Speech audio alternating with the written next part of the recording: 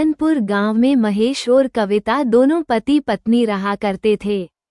महेश किसी कंपनी में मैनेजर की पोस्ट पर था और कविता हाउसवाइफ थी।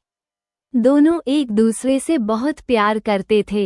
कविता रोज अपने पति का ऑफिस से आने का इंतजार किया करती थी। एक दिन कविता की माँ का फोन आया। हेलो माँ, कैसे हो आप? मैं तो ठीक हूँ, बस तेरे बाबूजी की थोड़ी तबीयत खराब है। क्या हुआ माँ बाबूजी को?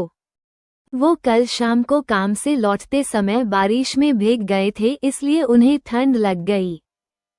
अच्छा माँ, अब कैसे हैं बाबूजी? हाँ, अब उनको आराम है।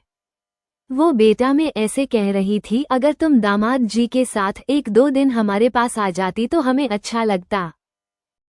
ठीक है माँ, मैं उनसे ऑफिस से आने के बाद गांव आने के लिए बात करती हूँ। ठीक है बेटा। महेश रात को घर लौटता है। खाना खाने के बाद वो कविता के साथ बैठा हुआ था। तभी कविता कहती हैं, सुनिए जी। हाँ बोलो कविता, क्या बात है? आज माँ का फोन आया था, वो हमें मिलने के लिए बुला रही है। अच्छा तो ठीक है, रविवार को हम उनसे मिलने जाएंगे। ये सुनकर कविता बहुत खुश होती हैं। फिर कुछ दिन बाद रविवार को वो दोनों निकल जाते हैं। उन्हें जाते समय रात हो जाती है और कविता को प्यास लगने लग जाती है। वो महेश से कहती हैं, सुनिए जी, मुझे बहुत तेज प्यास लग रही है। कोई हैंडपंप या कुआं दिखे तो वहां पानी पीकर चलते हैं। ठीक है। थोड़ी देर चलने के बाद उन्हें एक पुराना कुआं दिखाई देता है। वो दोनों कुएं के पास जाते हैं और जैसे ही वो पानी पीने लगते हैं तो उन्हें एक डरावनी आवाज सुनाई देती है। कौन हो तुम? यहाँ क्या करने आए हो? वो जैसे पीछे मुड़कर देखते हैं तो उन्हें एक डरावनी चुड़ैल दिखाई देती है। आ गए मेरा शिकार बनने।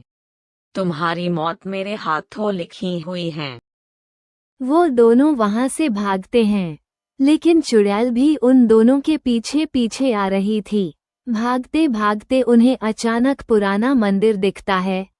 वो दोनों अपनी जान बचाने के लिए उस मंदिर में चले जाते हैं। चुड़ैल उस मंदिर में प्रवेश नहीं कर पाती है और मैं वहां से लौट जाती है।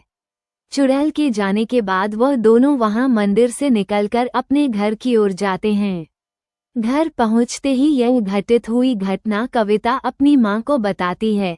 कविता की माँ कहती है, बेटा, उस रास्ते से कभी भी कोई आता जाता नहीं है और उस कुएं में एक औरत गिरकर मर गई थी, लेकिन अभी तक उसकी आत्मा को शांति नहीं मिली है, इसलिए वह वहां से आने जाने वाले लोगों को परेशान करती रहती है।